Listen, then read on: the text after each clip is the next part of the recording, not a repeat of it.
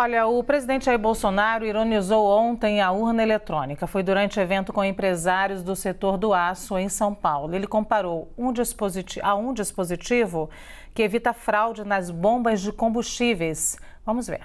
E também um chipzinho em cada bomba de combustível no Brasil, que mandei investigar, já era fraudável antes da sua implementação. Só tem uma coisa que é infraudável no Brasil, o pessoal sabe o que é. Tá?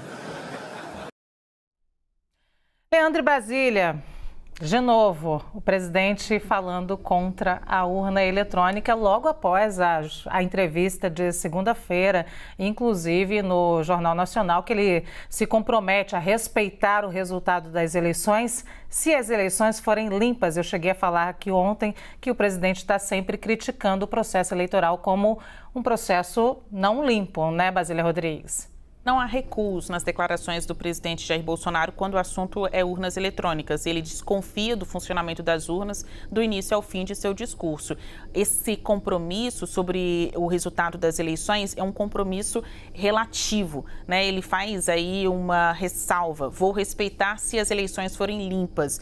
O que significa a pureza destas eleições não fica muito claro, né? Mas a gente pode observar pelos gestos, comportamentos e declarações também de apoiadores de Bolsonaro, que eles consideram que limpas são aquelas eleições que derem um resultado Bolsonaro eleito. Então, se qualquer outro candidato, Lula ou qualquer outro candidato, a gente tem um mês aí pela frente de campanha ainda, vier a vencer estas eleições, é óbvio que os bolsonaristas dirão que não foram eleições limpas, mas terão que respeitá-las, porque candidato eleito é o candidato diplomado e as instituições estão vigilantes para que este resultado seja respeitado. Olha, hoje a gente está tendo reunião, a gente teve pela manhã reunião aqui em Brasília, do ministro da Defesa com o Procurador-Geral da República, Augusto Aras, para tratar de instituições. Trouxemos primeira mão aqui à CNN Brasil a informação de que eles estavam juntos um dia após a reunião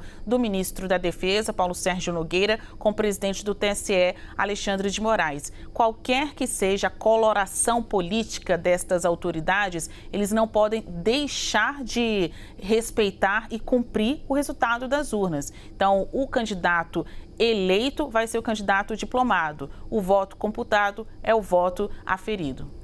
Ô, Leandro, se a gente fosse falar aqui, se a fala do presidente Jair Bolsonaro fosse como um gráfico contra as urnas eletrônicas, a gente ia dizer que de vez em quando dá aquela estabilizada, mas sobe de novo, né? E a gente acha que vai estar estável. Ele nunca recuou, mas de vez em quando ele sobe o tom. E a gente está se aproximando do 7 de setembro e o presidente está naquela fase estável, mas ainda falando contra as urnas eletrônicas. Essa imagem que você coloca, Luciana, me parece perfeita para explicar um pouco do que é o governo do presidente Jair Bolsonaro desde 2019, porque ainda naquele ano ele já começou a levantar infundadas suspeitas sobre as urnas eletrônicas que o colocaram na presidência da República, elegeram seu filho como deputado federal mais votado do país e elegeram seu outro filho mais velho, Flávio Bolsonaro, como senador aqui pelo Rio de Janeiro, além de várias vezes ter eleito membros de sua família, sempre pelas urnas eletrônicas, né? O presidente Jair Bolsonaro até algumas eleições antes ainda sem as urnas, mas